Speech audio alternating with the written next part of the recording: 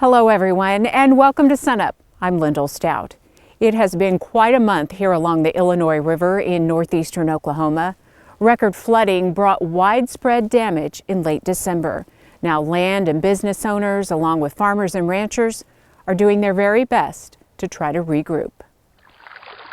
Calming, quiet, and to many people even picturesque. The Illinois River begins in the Arkansas Ozarks and stretches through northeastern Oklahoma. The peacefulness here reveals little of the true devastation along the water's edge. I don't know. I don't think we couldn't do anything. Helpless. Just helpless. Gene Ellis and his wife own Sparrowhawk Campground. They could only watch as floodwaters washed it away. We're sitting there at the house and these big, huge pecan trees are just snapping off and taking out power lines and just wrapping around trees, and you can see, debris coming down, and then a few hours later the water table starts coming up, and then we look down here and it's getting in the office. A late December storm dumped more than 11 inches of rain on the region, and this is the result. Officials sounded the alarm in advance, warning residents and home, land, and business owners. Ed Feit oversees the Oklahoma Scenic Rivers Commission. This was an atypical storm.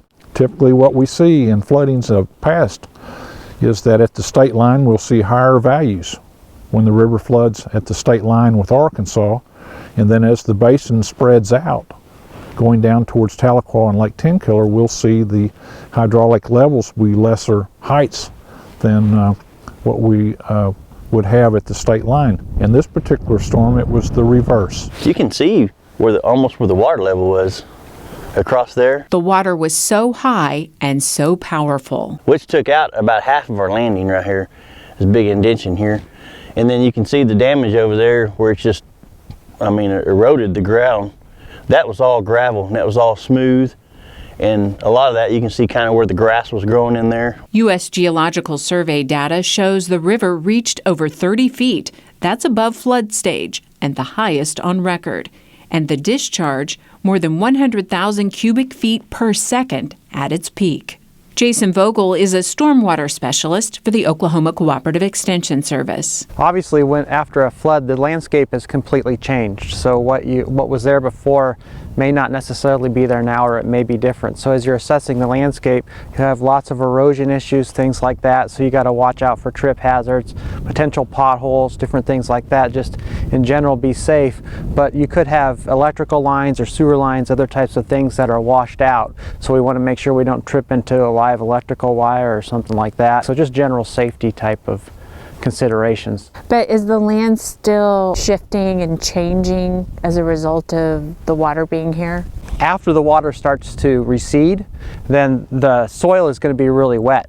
And so especially as you go close to the bank, there could be tension cracks, there could be other things where you'll start to get big chunks of the soil, what they call mass wasting. Those big chunks of soil can be falling in. But if you're down there assessing the damage and close to especially some tall, steep banks, that soil can fall in relatively easy, so that's really something you need to be careful of too. Let's take a look a little closer to the water line.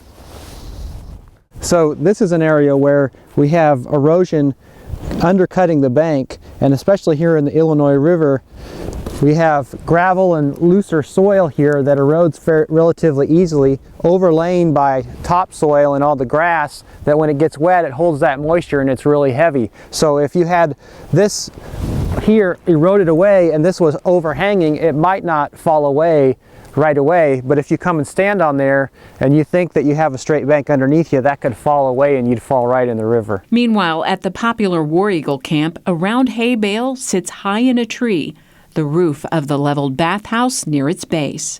And farther upstream, farmer and rancher Tim Hammonds, like a lot of landowners, feels overwhelmed. Don't really know where to start. There's so much damage.